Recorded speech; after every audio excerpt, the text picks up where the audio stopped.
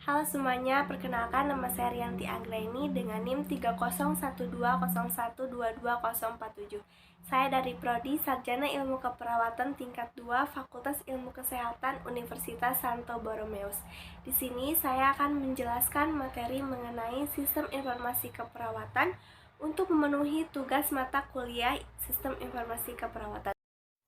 Sebelum saya menjelaskan apa sih itu sistem informasi keperawatan, sebelumnya saya akan menjelaskan dulu apa itu sistem informasi.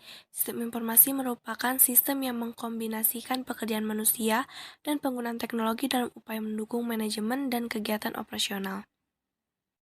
Sedangkan sistem informasi keperawatan merupakan sistem informasi yang digunakan dalam bidang keperawatan untuk mengumpulkan, memproses, menyimpan, menganalisis, dan juga menyebarkan informasi yang berkaitan dengan kesehatan.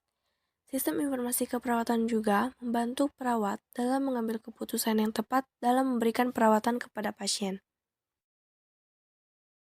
Sistem informasi keperawatan memiliki konsep yang pertama pengumpulan, yang kedua pengolahan, dan yang terakhir penyajian data keperawatan yang berkaitan dengan pasien, yang dimana konsep tersebut disusun untuk memudahkan manajemen dan juga proses pengambilan keputusan. Ada juga tujuan sistem informasi keperawatan, yaitu meningkatkan kualitas perawatan pasien, mengurangi kesalahan dalam pengelolaan informasi medis, meningkatkan efisiensi perawatan dan dokumentasi, mendukung pengambilan keputusan klinis yang tepat, dan juga melacak dan mengelola data pasien dengan baik. Dalam pengembangan sistem informasi keperawatan, khususnya pada bidang kesehatan, biasanya menggunakan flowchart. Flowchart merupakan sebuah diagram yang digunakan untuk menggambarkan alur logika dari suatu sistem atau proses. Di mana diagram yang digunakan yaitu diagram alur sederhana yang dibangun hanya dengan blok persegi panjang dan garis alur yang sudah dapat menyelesaikan sebagian besar pekerjaan. Flowchart ini digunakan dalam berbagai bidang seperti pengembangan perangkat lunak, perancangan bisnis, dan juga manajemen proyek. Fungsi utama flowchart yaitu memberi gambaran jalannya sebuah program dari satu proses ke proses lainnya, hingga alur program menjadi mudah dipahami oleh semua orang, dan juga untuk menyederhanakan rangkaian prosedur agar memudahkan pemahaman terhadap informasi tersebut.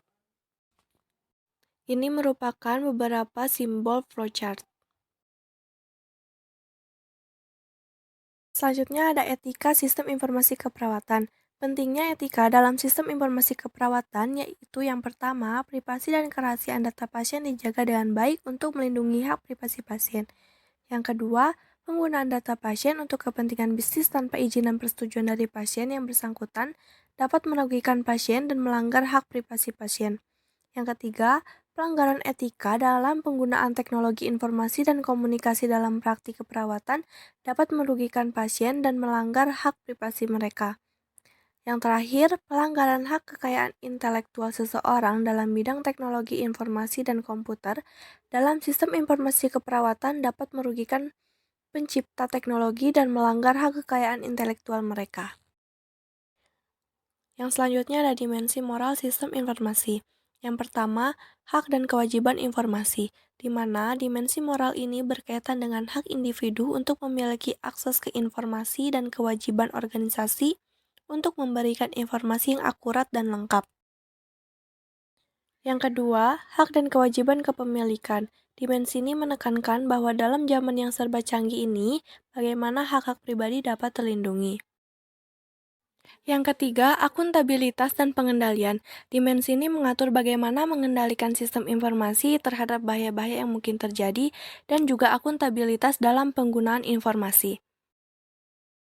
Yang keempat, kualitas sistem. Dimensi ini mengatur standar kualitas sistem yang harus dipenuhi untuk melindungi hak-hak pribadi dan masyarakat, serta menjaga agar informasi maupun privasi masyarakat tetap terjaga. Yang terakhir, kualitas hidup. Dimensi kualitas hidup ini mengatur nilai-nilai yang harus terus dijaga dan dilindungi oleh arus informasi. Cukup sekian materi yang dapat saya sampaikan. Mohon maaf bila ada salah kata. Sekian dari saya, terima kasih.